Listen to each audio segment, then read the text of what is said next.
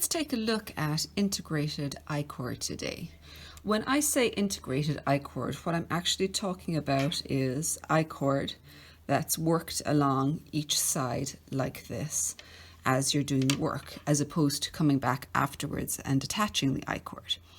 Now, the only way that this really works is if you're doing garter stitch and then you've got your I-cord edging. And the reason this works is because garter stitch, where you're knitting on every row, is vertically very compressed. So it needs a lot more rows than stockinette stitch would for the same vertical height.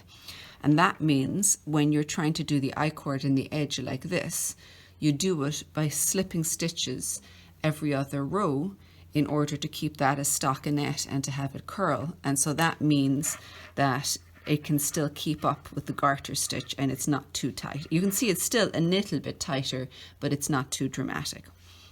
Now, the other thing to bear in mind with this type of edging is what you're trying to do is reach the end, bring the yarn forward and slip the stitches, and then you knit them on the next row. So what that's actually going to do is curl, physically force the edges of your work to curl over here and to curl over here. But it takes quite a few rows, like almost an inch of work before you're going to see that happening. And it's really going to look horrible before you get to that point. So if you've done a few rows and you're thinking this is totally wrong, it can't be right, in all likelihood it's probably correct, but that you just haven't worked far enough. So let me get started here, and I'm using a 3-cord I-cord edging, 3-stitch, I-cord edging is my typical one. You can obviously do it in a different number of stitches if you want, but that is fairly typical. So that means I'm going to knit to the last 3 stitches, 1, 2, 3, bring that yarn forward towards me, and then I'm going to slip those 3 stitches purlwise and turn my work. And now we're going to go ahead and just knit those stitches as though they were never slipped. You can see your yarn is coming from back here, so that kind of feels a little bit strange, and it does mean you've got to give it a bit of tug to force that yarn to match up here, which is what's going to curl that corners over and give you that edging as you work along with it.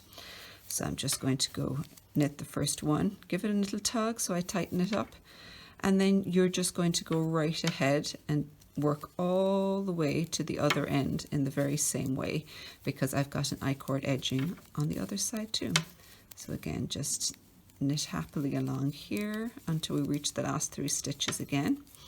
Then bring the yarn to the front, slip those 3 stitches purlwise and turn our work. And you're just going to continue working along like this, and you can see you can actually do that with every single edge that you want to add an I-cord to if it's got garter stitch.